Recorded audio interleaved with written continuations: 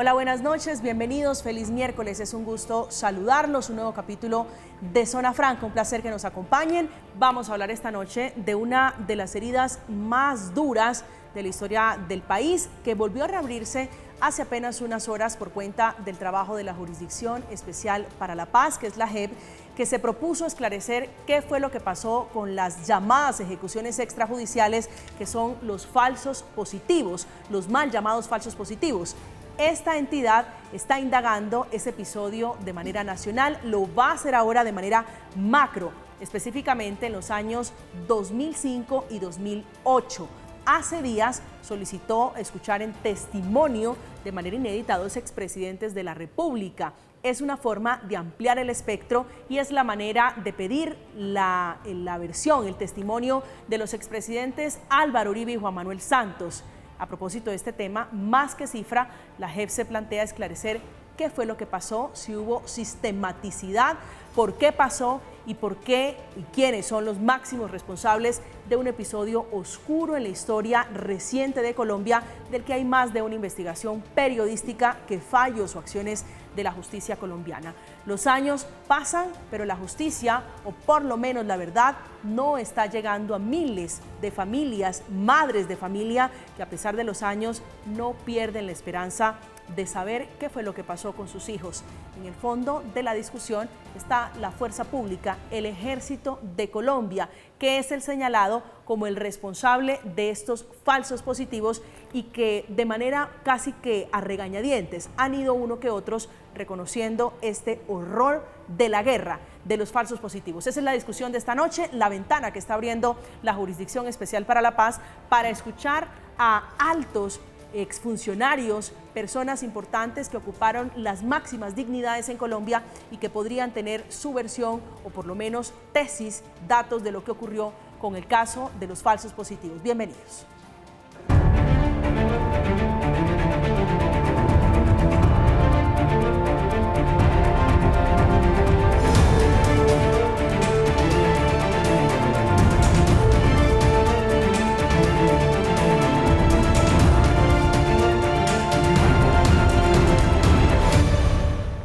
Esta noche es la discusión, el debate y la conversación alrededor de las ejecuciones extrajudiciales, los falsos positivos que tienen como rostros las víctimas, sí, pero las madres, las que viven los dramas humanos que han sido justamente las que han impulsado estas investigaciones en la Fiscalía, ahora en la Jurisdicción Especial para la Paz. Una discusión, un capítulo que no tiene cuándo cerrarse. Quiero saber qué pasó con mi hijo. Y llegamos a Cimitarra, Santander. Y fue cuando me lo mostraron otra vuelta en un computador y ahí cuando me dijeron que mi hijo era guerrillero, que había muerto en combate con el ejército. Yo en ese momento me desmayé, pero yo le pedí a Dios que no me dejara ir en mi cabeza, que en ese momento me necesitaba. Y cuando me paré les dije yo a ellos que yo les iba a demostrar que mi hijo no era ningún guerrillero. De los falsos positivos se ha hablado mucho, pero en esta oportunidad la conversación se centra en esa ventana que abre la JEP para escuchar a dos expresidentes y a quien fuera uno de los comandantes del ejército, el general Montoya. Nuevamente escucharlo en versión, nuevamente escuchar su declaración, pero con la intención de hacer un proceso mucho más grande, mucho más global, intentando descifrar si hubo una política de Estado, si había sistematicidad, porque encontraron que en muchas regiones del país había un patrón, había un modelo casi que calcado. Esta noche hemos invitado a Pablo Emilio Romero, es vicealmirante e integrante de la Asociación de Oficiales Retirados de la Fuerza Pública. Vicealmirante, un gusto saludarlo, bienvenido nuevamente a esta mesa, buenas noches. María Camila, buenas noches, muchas gracias. A usted por aceptar esta invitación, gracias. Está con nosotros el doctor Sebastián Escobar, es abogado del colectivo de abogados José Alvear Restrepo. Muy seguramente lo han visto ustedes en muchos de estos casos defendiendo víctimas de falsos positivos. Doctor Escobar, bienvenido, buenas noches. Buenas noches, María Camila, muchas gracias por la invitación. ¿Cuál es la novedad de esta decisión que toma la Jurisdicción Especial para la Paz sobre los falsos positivos?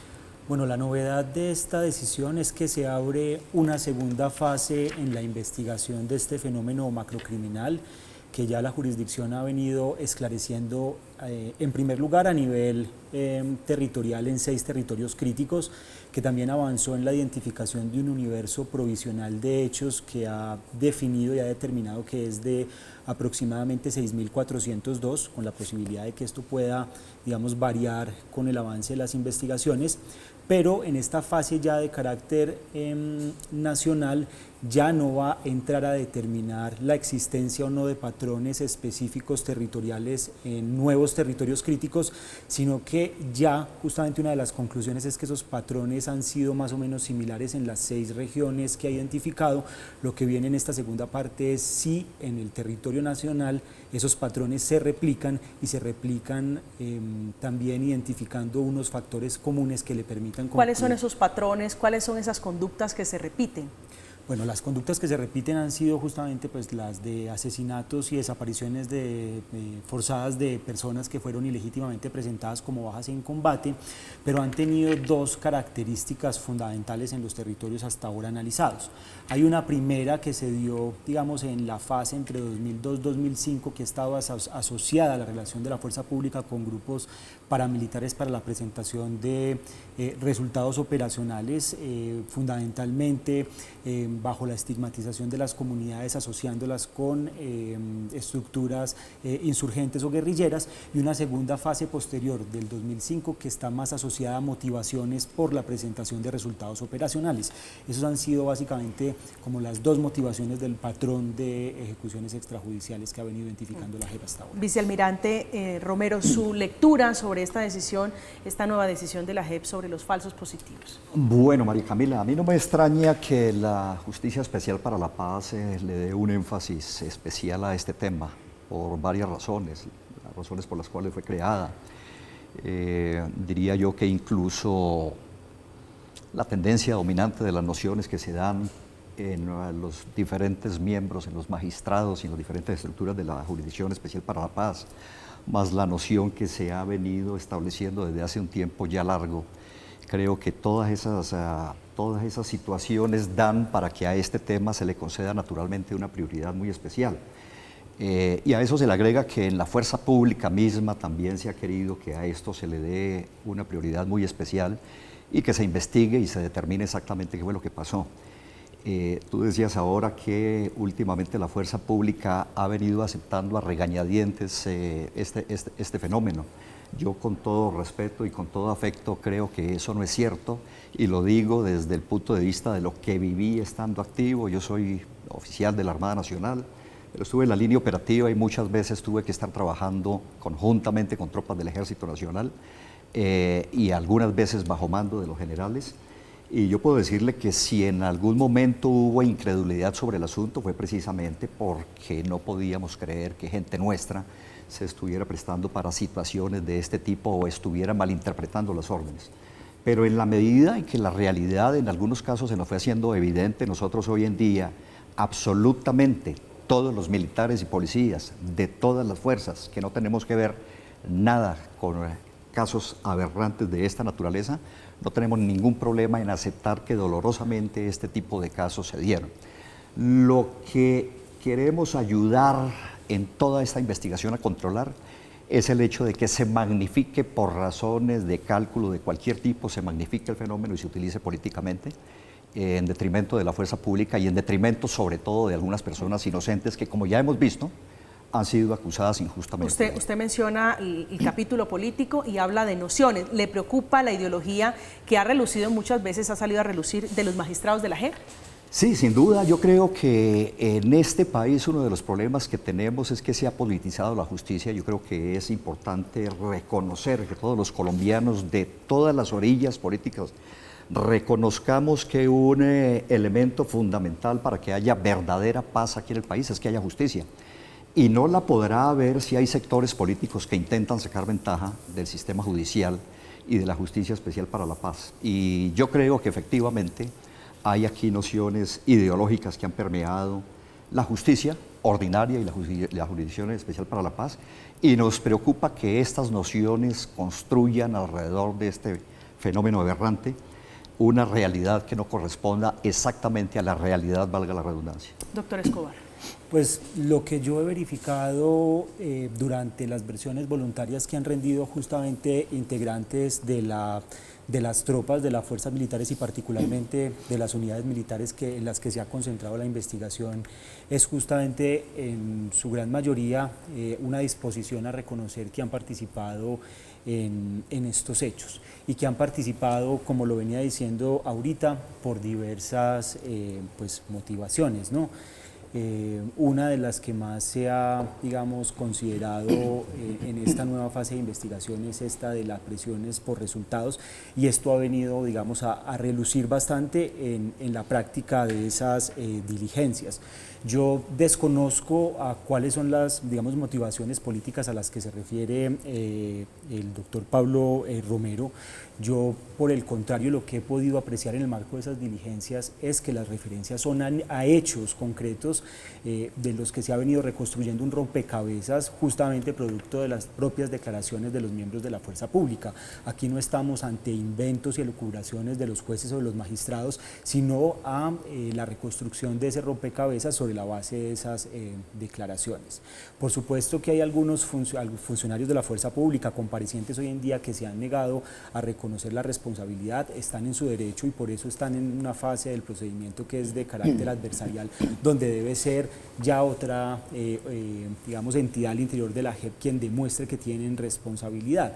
Pero hay un grueso de los comparecientes que hasta ahora han rendido versiones voluntarias, que estamos hablando más de 1.100 aproximadamente, que han reconocido estos hechos. Vicealmirante. Sí. No, desde el comienzo, por ejemplo, ha sido claro, inclusive desde mucho antes de la creación de la JEP, ha sido claro que algunos sectores políticos que hoy en día son claramente afines a las FARC, en ese momento se molestaban cuando se les decía eso, pero es perfectamente claro que algunos elementos políticos que hoy en día se muestran, repito, claramente afines a Pero la a FARC. estas alturas, hace más de 10 años, venimos hablando de falsos positivos. ¿Usted cree que eso ocurrió?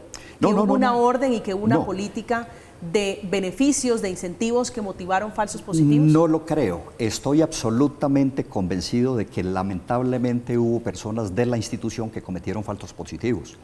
Pero yo le puedo decir, también estoy prácticamente convencido de que no hubo sistematicidad y que no fue una política de Estado. Yo estuve 38 años en las fuerzas militares.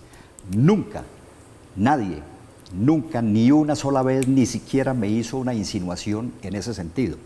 El doctor Sebastián hablaba de documentos en la materia, pero el documento, yo creo que no pueden encontrar documentos que den órdenes en donde claramente se motive una política de engañar con, digamos, con falsas víctimas. Yo creo que no pueden encontrar un solo documento de eso en las fuerzas militares. Esa política del entonces ministro Camilo Ospina. A eso voy. Quiero llevarlo a la discusión. La famosa Directiva 029 del 2005. Si ustedes revisan, yo creo que, por ejemplo, esa es un ejemplo de cómo se ha forzado a una interpretación de los hechos que conviene a cierta lectura. Porque si uno revisa la Directiva 029 del 2005, empezando que establece, claro que sí, unas recompensas, es una directiva que se hace para el pago de recompensas, ojo, a informantes, no a los miembros de la fuerza pública, a informantes que ayudaran en las operaciones a dar resultados operacionales contra cabecillas, contra miembros de la fuerza pública y contra material de intendencia y comunicaciones de la organización criminal. Y establece unas tablas. Y sin embargo, de ahí hemos brincado a decir que eso constituía estímulos para las mismas tropas para incurrir en falsos positivos. De hecho, la directiva, a mí me extraña que no se haya hecho la siguiente lectura. Si la directiva hablaba de recompensas para los civiles, naturalmente una persona, un militar que quisiera delinquir, aprovechándolo de la directiva, tendría que ser plenamente consciente de que tendría que ponerse de acuerdo con ese civil para delinquir. Si esa lectura es correcta, vicealmirante, porque se lo pregunto a título de lo que se está preguntando la Jurisdicción Especial para la Paz. ¿Por qué cuando se deroga esa política del entonces ministro, cuando se suprime esa política, se frenan los falsos positivos? Precisamente, no, se frenan los falsos positivos naturalmente porque quienes estaban incurriendo en ese tipo de prácticas se sienten puestos en la lente. Pero fíjese, ¿y por qué se modifica la directiva? Que se modifica casi automáticamente a los 2 años, lo cual a mi modo de ver muestra que la fuerza pública tenía y el Ministerio de Defensa toda la intención de no incurrir en ese tipo de fallas. ¿Por qué se modifica? Y lo que se cambia es que se priorizan, que se deja perfectamente claro que se priorizan ya no las bajas de combate, ya no los abatimientos de cabecillas, sino que se invierte la ecuación. Y esa es una muestra de lo que yo estoy diciendo. Eso se hizo realmente por la presión política del momento, a raíz del foco que se puso en esta directiva, que si ustedes la ven, en ninguna parte dice específicamente, si, para decirlo de una manera cruda, si es necesario asesinar civiles para mostrar resultados, hay que hacerlo. En ninguna parte dice nada ni medianamente cercano. No, y Doctor desde Escobar, luego que tampoco la jurisdicción está queriendo... ¿usted cree que eso es un tema, esta directriz que deriva, o por lo menos eso es lo que creen ustedes, representantes de víctimas y la JEP, esta resolución que deriva de los falsos positivos, tiene un problema de interpretación, de lectura? Yo lo que considero es que la directiva no es el único elemento que tiene la Jurisdicción Especial para la Paz para llegar a la conclusión de que existen elementos comunes para poder llegar a concluir la existencia de políticas de carácter nacional. Yo creo que hay una serie de factores y una serie de elementos. Yo también en la experiencia profesional y judicial puedo asegurar en igual sentido que no va a haber una orden expresa de asesinar a un civil inocente, porque esa no es la forma en la que ocurrieron las cosas. Por eso mismo, la manera o la metodología que tiene la investigación de la Jurisdicción Especial para la Paz se basa de empezar desde abajo hacia arriba en esta primera fase de investigación, porque había que empezar a construir esos patrones de macrocriminalidad de los que yo hablaba hace un momento. Y ahí se pudo lograr determinar con la propia expresión, con la propia versión de algunos comandantes de batallones, señalando cómo vivieron de manera permanente la presión por resultados, ellos mismos señalando cuáles eran los incentivos que existían para entregar a aquellas personas que entregaran esos resultados, cómo había una priorización de un tipo de resultados sobre otros, es decir, había una priorización de los resultados de muertes en combate cuando podían ser otros resultados como por ejemplo, la captura de personas o incluso otros resultados de carácter intangible, pero siempre se priorizó. Incluso hay mensajes trasladados en las versiones voluntarias de cómo se pedían resultados al costo que fuera y cómo fuera. Ya vamos a hablar de los testimonios, de lo que están contándole a la JEP esos militares buscando también beneficios, pero me gusta mucho el ejemplo de la pirámide que intentaron reconstruir de abajo hacia arriba. Ya llegaron arriba y la Jurisdicción Especial para la Paz lo que está abriendo hoy es una puerta, una ventana, doctor Sebastián, para escuchar a expresidentes. El expresidente Juan Manuel Santos por un lado y por el otro el expresidente Álvaro Uribe, pero también al general Montoya. En el caso de los dos expresidentes, que es un tema inédito, ¿qué esperan ustedes que cuenten? ¿Cuál es la verdad que esperan ustedes que cuenten en la JEP sobre este capítulo de falsos positivos? Bueno, yo creo que los expresidentes podrán comparecer a la jurisdicción en calidad de testigos. Ellos son, obviamente como expresidentes no están bajo la competencia de la Jurisdicción Especial para la Paz, entonces van en calidad de testigos y las víctimas esperan que ellos puedan reconstruir el fenómeno de las ejecuciones extrajudiciales desde la perspectiva de la política principalmente. Como sabemos, durante ese periodo tuvo vigencia una política de seguridad en el marco de la cual había, digamos, formalmente una exigencia por resultados muy fuerte en el marco del conflicto armado interno colombiano, pero no solamente hay que evaluar esa política por lo formal, por esa, digamos, presión por los resultados, sino también por otras características que tenía el discurso de la época, digamos, de carácter no formal. Y ahí vamos a expresiones, estas sí creo yo, de carácter ideológico de la fuerza pública, como la consideración de las denuncias que hacen las organizaciones de la sociedad civil, tanto nacionales o internacionales, de graves violaciones a los derechos humanos, como la guerra jurídica. Uno de los elementos muy interesantes que tiene el auto es que las denuncias por estos hechos no vinieron a darse en el año 2008 como erróneamente se cree, porque salieron a la opinión pública y se hicieron famosas con los casos de Soacha. Habían permanentemente denuncias de casos formuladas por la Oficina de Naciones Unidas en Colombia, por organismos nacionales e internacionales para la defensa de los derechos humanos, por lo menos desde el año 2004. Y siempre se desestimaron con el argumento, ese sí de carácter ideológico, ideológico de que había una guerra jurídica en contra de la fuerza pública y que de haberse asumido adecuadamente en ese momento hubiera producido decisiones estas sí para poder contrarrestar esta práctica. Vicealmirante. Sí, mire, voy a tocar varios de los puntos que se dijeron aquí. Que había una presión por resultados, claro, claro, si es que no estábamos aquí en los Estados Unidos, ni estábamos en Alemania, ni en Europa, estamos sufriendo una agresión terrorista brutal y veníamos de tener, pues precisamente por eso se dio el fenómeno del fracaso de las negociaciones de paz con el presidente Pastrana y el triunfo rotundo del presidente Álvaro Uribe, como un mandato claro de la sociedad que estaba cansada de esa agresión terrorista brutal. Claro que se nos pedían resultados y necesitábamos darlos porque nos cansamos de que estuvieran masacrando soldados por decenas. Claro que había una exigencia dura por los resultados, pero yo le repito que estuve 38 años, nunca sentí que la exigencia por resultados fuera una indicación, ni siquiera indirecta, ni una insinuación de que hiciera o cometiera crímenes para mostrar resultados operacionales. En 2005-2008, ¿qué grado tenía usted, vicealmirante? En 2005-2008 yo ya era capitán de fragata y capitán de navío, jefe de Estado Mayor de la Fuerza Naval del Caribe, en donde se acabaron los frentes 35 y 37 de la FARC y se limpió la ¿Es zona de distinta la presión o la interpretación que le pueda dar usted con semejante rango, con semejante responsabilidad a un soldado? Le voy a dar estas cifras, María Camila, doctor Sebastián, lo siguiente. Mire, la fuerza pública tiene, le voy a contar mal, 500.000 hombres. Contemos los que han ido saliendo. Hoy en día tiene, contando mal, 1 millón de reservistas. Estamos hablando por ahora, vamos a hacer la cuenta y no vamos a descontar nada más, de 6.402 casos de falsos positivos. Si usted saca el porcentaje de 6.402 entre 1.500.000, no le da más del 0.5%. 0.5%, el 99% de la, 0.5% de la población de las fuerzas militares no está involucrada en este tipo de delitos. No lo ha estado hasta el momento y no lo va a estar en un porcentaje, en semejante porcentaje. Pese a lo cual se ha extendido el discurso de sistematicidad cuando el 99.5% de las personas de la institución no tienen ningún involucramiento en el asunto. Segunda cosa, presión de resultados, claro que sí, con relación a sistematicidad, lo siguiente.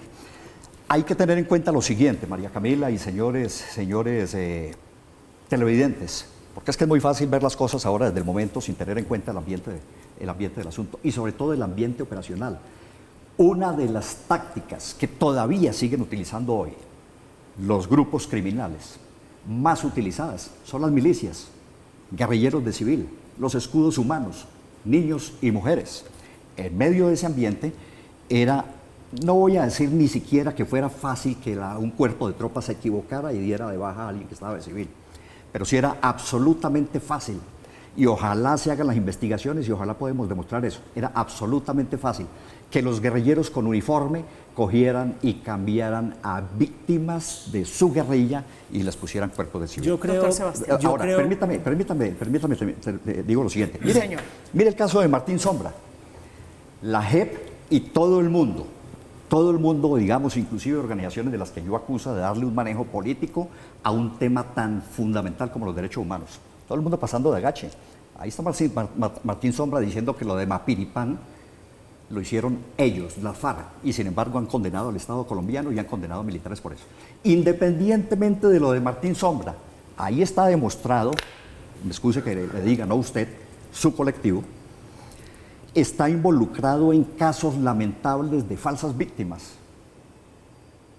¿Será que nosotros podríamos decir, yo no tendría el atrevimiento, doctor Sebastián, de decir que porque su colectivo está involucrado en casos de falsas víctimas, entonces es un colectivo que miente sistemáticamente o que crea sistemáticamente falsas víctimas? Habrán algunas personas que estuvieron comprometidos en eso. Usted llega al punto al que quería llegar, doctor Sebastián, porque tenemos aquí la experiencia de Justicia y Paz con los falsos testigos y en general en la justicia colombiana sobre los falsos testigos. Y quiero preguntarle sobre ese punto, la experiencia de ahora Martín Sombra dando su versión sobre una masacre terrible como fue la de Mapiripán, por la que se condenó al Estado, por la que se ha condenado a militares.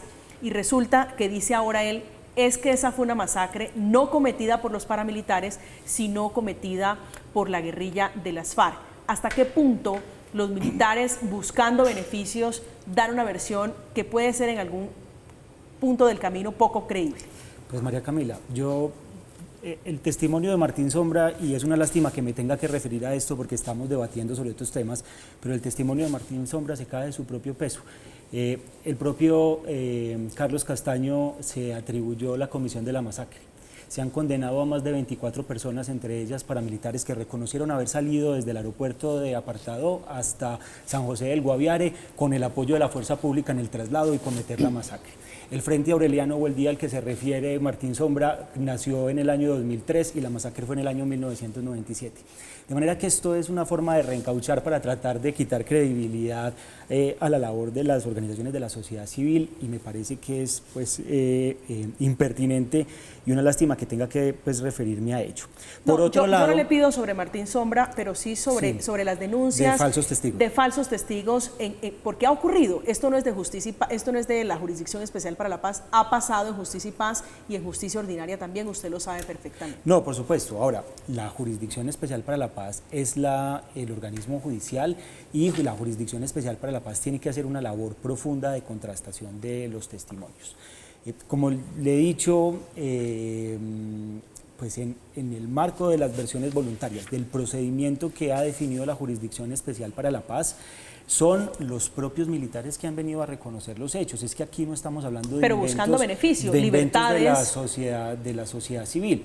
Por supuesto, pero es que ese es el mecanismo que se creó, y quien dice mentiras pierde los beneficios. ¿O acaso no le quitaron o no le revocaron la libertad condicional a el comandante del batallón La Popa, Publio Hernán Mejía, por incumplir los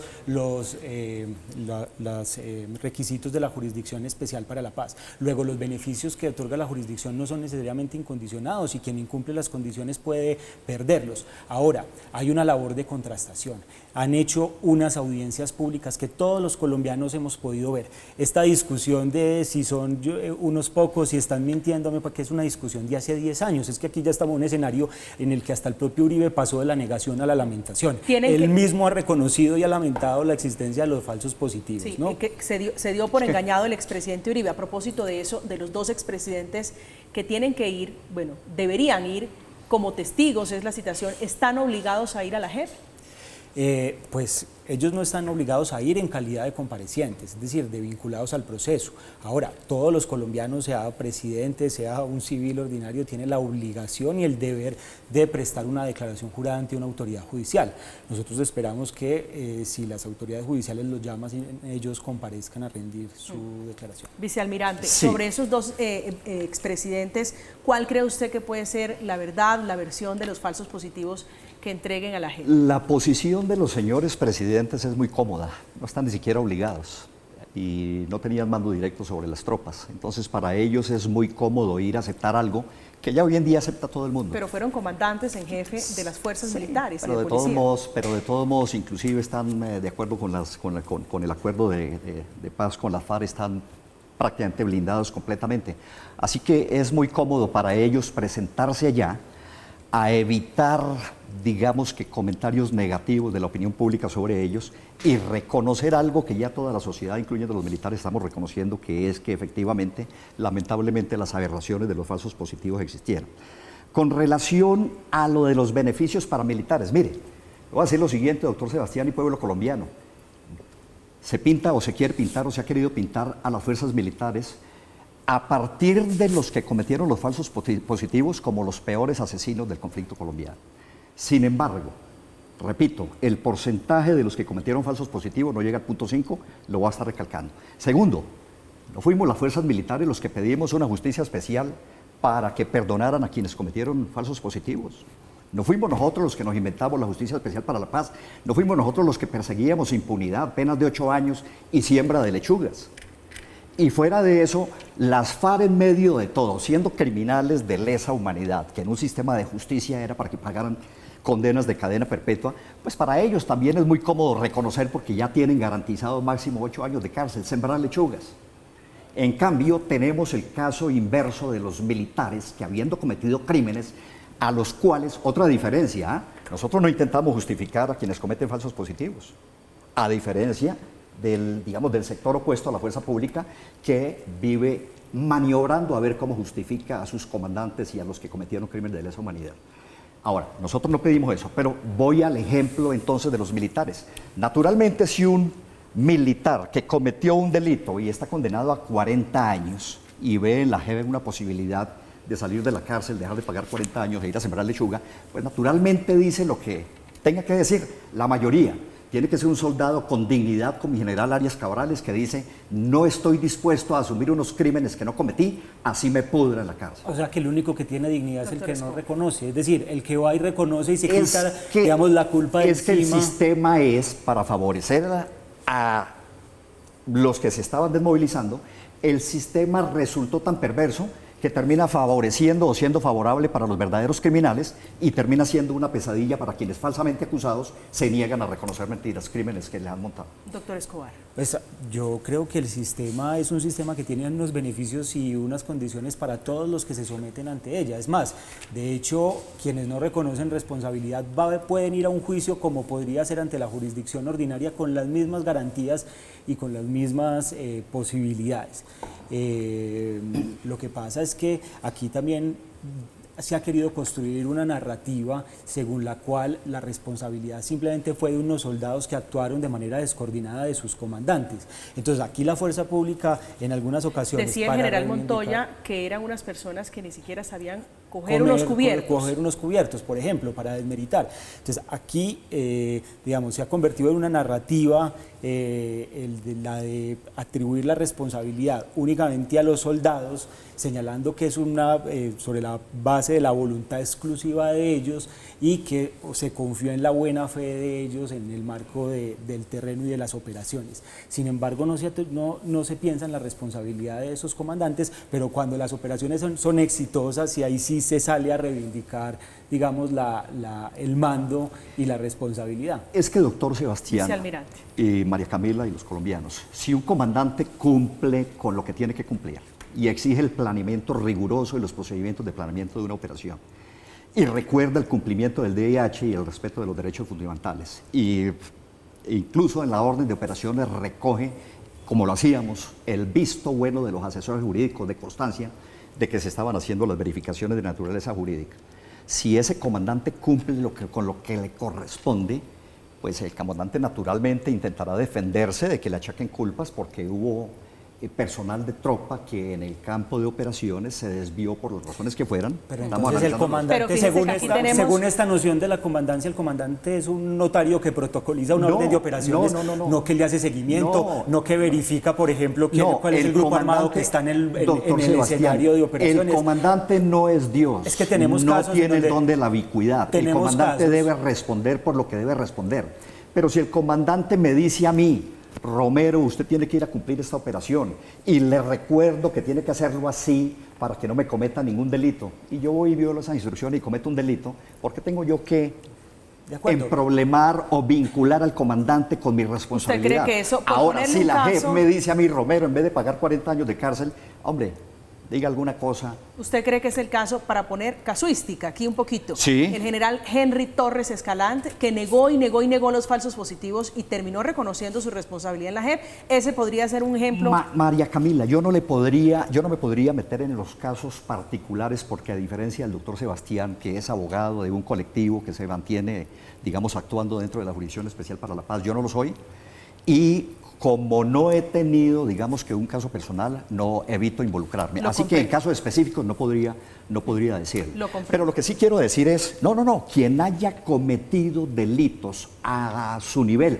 verdaderamente cometido delitos, entonces que pague. Es que el comandante tendría que responder si él da la orden de que se cometan los crímenes, no si, tratando de tomar medidas para controlar, de todos modos, no pudiendo estar en el terreno, se cometen los delitos. Esa no es la única forma de atribución de responsabilidad. Es decir, si un comandante sabe que se está cometiendo delitos y tuvo conocimiento de que hay una práctica criminal, no hace nada para contrarrestarla y aún así sigue generando presión por resultados, ¿cuál es el resultado de esa situación?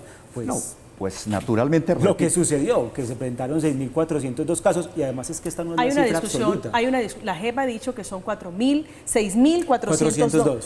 402. Esa cifra que ha sido controvertida por algunos sectores, incluso cercanos a la fuerza pública, pero también al Centro Democrático, ¿esa cifra es confirmada o puede ser más o puede ser menos, doctor Escobar? Esa cifra es sobre la base de...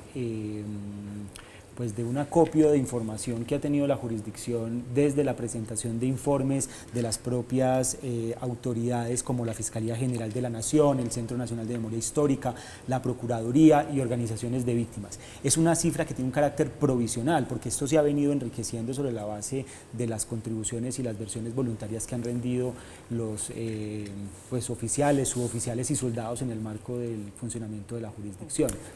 Estamos en Zona Franca, estamos hablando de los falsos positivos o ejecuciones extrajudiciales que ocurrieron en el gobierno del expresidente Álvaro Uribe Vélez, ahora citado como testigo junto a Juan Manuel Santos a la Jurisdicción Especial para la Paz, a ver si le cuentan al país esa verdad oscura, cualquiera que sea, de lo que ocurrió, de cuáles fueron las órdenes y cuál fue la directriz que desembocó en esto, en la muerte de jóvenes inocentes, que está por determinarse, la cifra es indeterminada, se ha dado en 6.402 de momento, en una investigación que lidera en la JEP los magistrados Oscar Parra y Alejandro Ramelli, y otra de ellas la magistrada Catalina Díaz, que ha hablado de máximos responsables, diciendo con claridad que van a tener que responder por este capítulo oscuro de la guerra en Colombia. Hacemos una pausa, regresamos en instantes.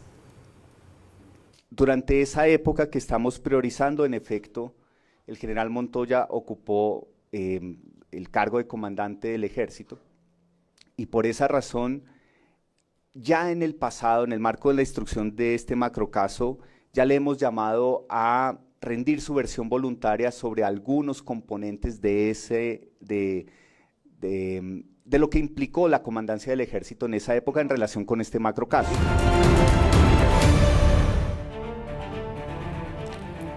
Estamos de regreso esta noche, miércoles, hablando de ejecuciones extrajudiciales, los mal llamados falsos positivos, que van a ser investigados ahora de manera macro en los años 2005-2008, con la posibilidad de escuchar el testimonio de 2 expresidentes de Colombia. Hablando de esto, hablando de la posibilidad, se ha hablado también de los falsos positivos en periodos buscando sistematicidad, que es la nueva pista de la Jurisdicción Especial para la Paz.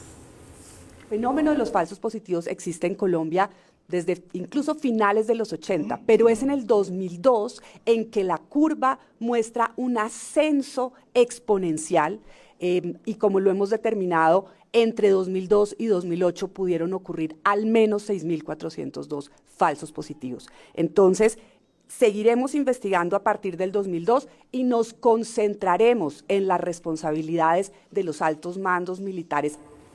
Vicealmirante, dice la magistrada 2002, 2008, ¿qué pasa? Usted lo venía contando hace unos instantes, pero quisiera detenerme en la fecha puntual, los años. Dice la JEP 2005, 2008, para abrir mucho más el espectro y llamar a los 2 expresidentes a declarar. ¿Qué pasaba en ese momento en Colombia?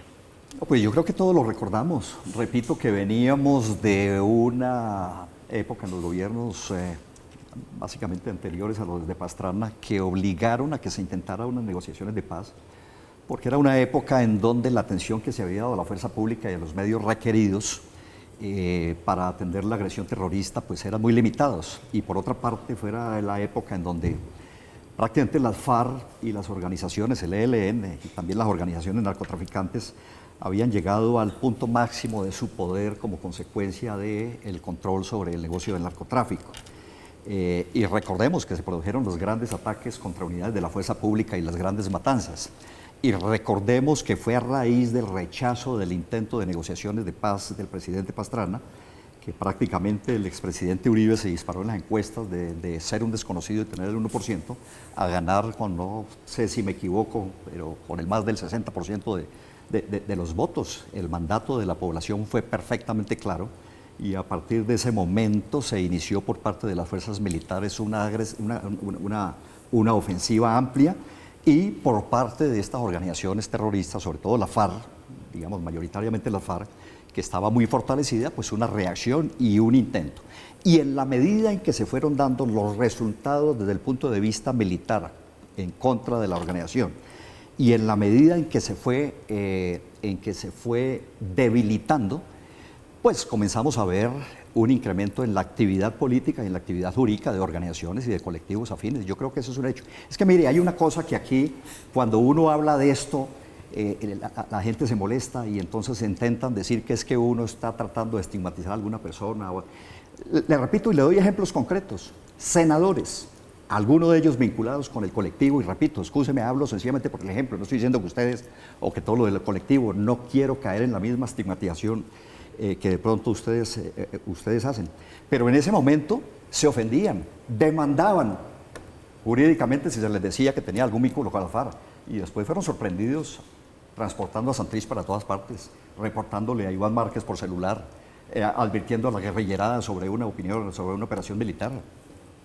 Entonces, no estamos hablando, no estamos inventando nada, estamos diciendo cosas que después se evidenciaron y hoy en día hacen parte abiertamente del Partido Comunes, por ejemplo, para seguir con los ejemplos. Doctor Escobar. Pues yo me voy a referir simplemente como a los hechos, no voy a caer en el escenario de las descalificaciones, ni mucho menos. Yo señalaría que lo que se ha logrado establecer en el marco de estas primeras decisiones de la Jurisdicción Especial para la Paz. ¿Por qué esa fecha en particular, 2005-2008? 2005-2008 porque es donde se concentra el mayor número de casos, ¿no? Pero además donde se empieza a caracterizar de mejor manera uno de los patrones ya identificados, que es este patrón motivado por la presión por resultados. Pero quiero señalar una cosa bien importante entre el patrón ocurrido entre el año 2002 y 2005, y es que empezó también la Jurisdicción Especial para la Paz a lograr identificar a través de hechos concretos cómo había un patrón en el cual la fuerza pública actuaba de forma mancomunada con grupos paramilitares para presentar a civiles asesinados en combate pues como resultados operacionales. Lo que quiero señalar es que tuvo primero una característica y fue la de, digamos, señalar a personas de los territorios como integrantes de grupos armados, asesinarlos a veces de manera directa, en otras ocasiones los asesinaban integrantes de grupos paramilitares quienes los entregaban a la fuerza pública, pero habían coordinaciones, y solo a partir del año 2005 es que incrementa el número motivado por la presión por resultados, y es, digamos, ese patrón en el cual se va a concentrar la Jurisdicción Especial para la Paz. El segundo elemento que también toma en cuenta la jurisdicción es que en ese periodo 2005 y 2008 hay una serie de decisiones de carácter estratégico al interior de la fuerza pública. La creación de unos comandos conjuntos como el Comando Conjunto Caribe número 1, que es uno de los que tiene mayor número de ejecuciones extrajudiciales documentadas, tanto en el periodo de comandancia de Mario Montoya como del ex comandante González Peña. Y, digamos, estas son algunas de las razones que llevan a considerar como ese periodo. Los tres: la caracterización de este patrón, el mayor número de víctimas, digamos, consolidadas en la escala nacional, y las decisiones estratégicas. Pero también la Directiva 029, el Decreto 1444. Sobre Mario Montoya, el general Mario Montoya, que ya ha ido a la JEP, ¿qué esperan ustedes que diga de distinto, la JEP que diga de distinto? ¿Por qué le ha dicho, esta es mi verdad y de aquí no me muevo?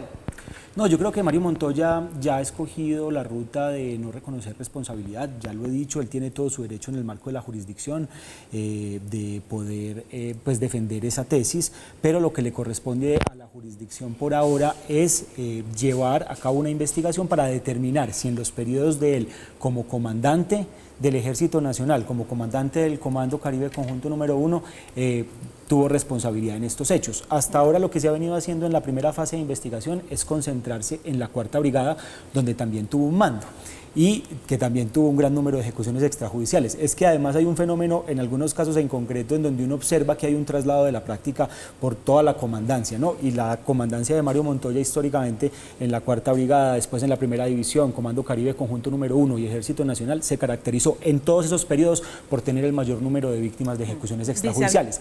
Esto no es aleatorio, esto no es una invención, está en la documentación de los hechos, ahí está, y es lo que ha venido también un poco concluyendo la Jurisdicción Especial para la Paz. Sí. Vicealmirante, sobre la verdad del general Montoya. Sí, digamos, él tendrá que dar las explicaciones. ¿Usted ha hablado con él de estos temas? ¿Ha tenido algún...? No, es un tema, digamos, él era mucho más antiguo que yo. Alguna vez tuve que trabajar bajo órdenes de él. Debo decir que cuando trabajé bajo órdenes de él, tampoco, como lo he dicho, en ninguno de mis 38 años, de ninguno de los comandantes recibí nunca ninguna orden de cometer ilícitos, ni siquiera de insinuarlos. Y cuando trabajé con mi general Montoya tampoco fue la excepción. Con relación a los incidentes que se presentan. Claro, es que hay efectivamente, como en cualquier organización, unos liderazgos más fuertes que otros, unos liderazgos que empujan más por resultados que otros. Ya, si, digamos, otro tipo de cosas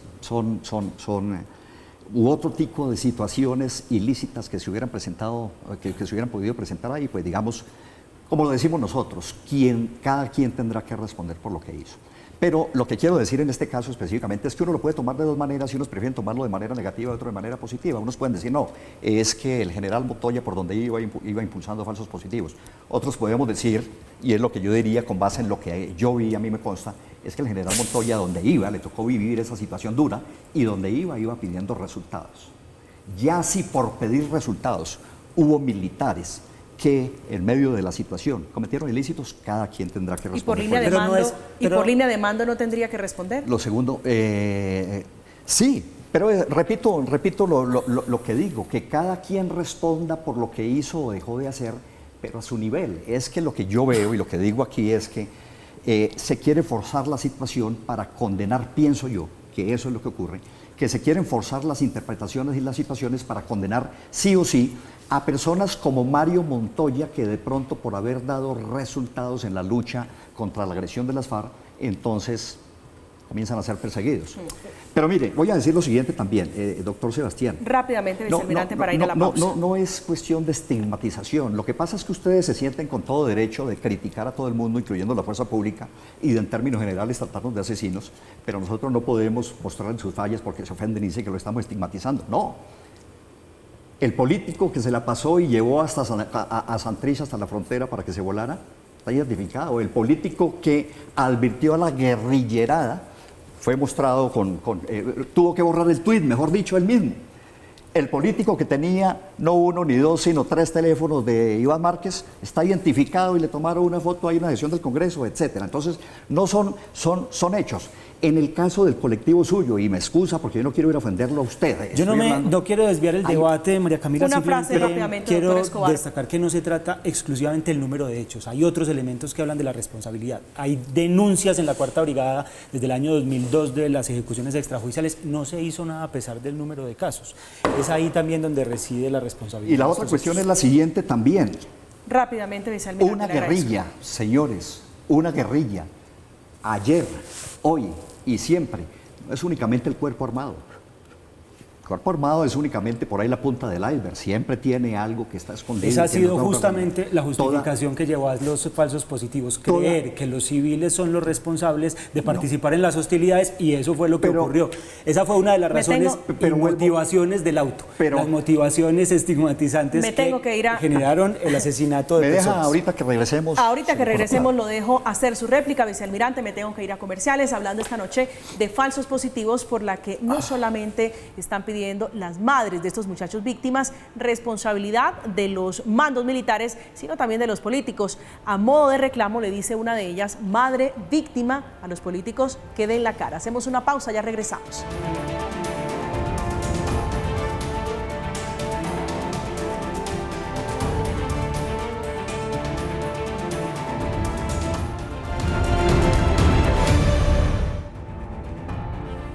Gracias por seguir con nosotros, estamos en Zona Franca, ya llegando a la fase final, vicealmirante, su réplica y su reflexión final de esta noche.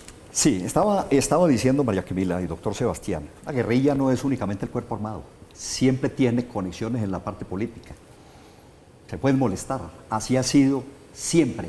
Desafortunadamente, mientras está actuando, digamos que militarmente, normalmente no se nota, pero después aparecen los verdaderos dirigentes. Y en el caso concreto, repito, es que ya hay hechos como los que he nombrado que muestran que hay un vínculo que hoy en día, por ejemplo, la JEP a los que estaban en el cuerpo armado. De resto uno no sabe que se persiga políticos o que se persigan a otras personas, como se está haciendo para el caso de los representantes del Estado y para el caso de los representantes del Ejército. Segundo, lo mismo, perfecto, si hubo militares que se vincularon con los paramilitares para cometer delitos, que paguen. Pero entonces cuando uno se nombra tenemos que ver los derechos humanos y el VIH sin politización, para que haya verdaderas investigaciones con resultados objetivos y para que haya verdadera paz. Pero resulta que si uno dice que no, que en ciertas poblaciones o en casi todas las poblaciones la guerrilla ha utilizado siempre milicianos que son guerrilleros de civil y que por eso había riesgo de que pudieran aparecer milicianos muertos de civil, entonces se molestan, cuando eso es una realidad de apuño. Doctor Escobar. Pues cuando un contraalmirante de la Armada, cuando un general del Ejército señalan a integrantes de una organización civil de derechos humanos y con frases estigmatizantes como brazo político de la guerrilla, como guerra jurídica de las organizaciones insurgentes, uno que puede esperar de los escenarios territoriales, de cómo las tropas que dirigen pueden interpretar la situación armada en los territorios con respecto de los líderes comunales, los líderes territoriales, que también viven bajo la amenaza de estos otros grupos armados, ¿no? Desafortunadamente les ha tocado vivir en zona de influencia de grupos armados y entonces el resultado es que son el brazo político de la guerrilla y se justifica su exterminio y se justifica su asesinato. Eso es justamente lo que decisiones de la jurisdicción nos han permitido esclarecer. Doctor Sebastián, se nos agotó el tiempo, muy seguramente vamos a seguir hablando de este asunto de falsos positivos. Sebastián Escobar, esta noche uno de los representantes de víctimas de las ejecuciones extrajudiciales. Doctor Escobar, gracias por acompañarnos esta noche. A ti, María Camila, muchas gracias. El vicealmirante Pablo Emilio Romero. Vicealmirante, un gusto siempre tenerlo en esta mesa. Muchas gracias y quiero que se lleven esa cifra, el 0.42% de acuerdo con los números que utiliza aquí mismo Sebastián, que calculamos grosa, llegamos de los al final. militares involucrados en falsos positivos, pese a lo cual acusan a toda una institución y hablan de sistematicidad. Me tengo que ir, vicealmirante. Llegamos al final de Zona Franca hablando de falsos positivos. Terminamos hablando de lo que se ha discutido mucho tiempo en el país, que es la FARC política. A propósito de eso, la noticia de esta semana es el dolor de cabeza para la congresista del Pacto Histórico Piedad Córdoba, ahora llamada a versión libre por la Corte Suprema de Justicia, que indaga su posible vínculo a la extinta guerrilla de las FARC. Llegamos al final de Zona Franca, los invitamos para que queden con la programación habitual. A continuación, Impacto Económico. Esta noche, un análisis de la salida de Irene Vélez del Ministerio de Minas y Energías. Que tengan una feliz noche, que descansen.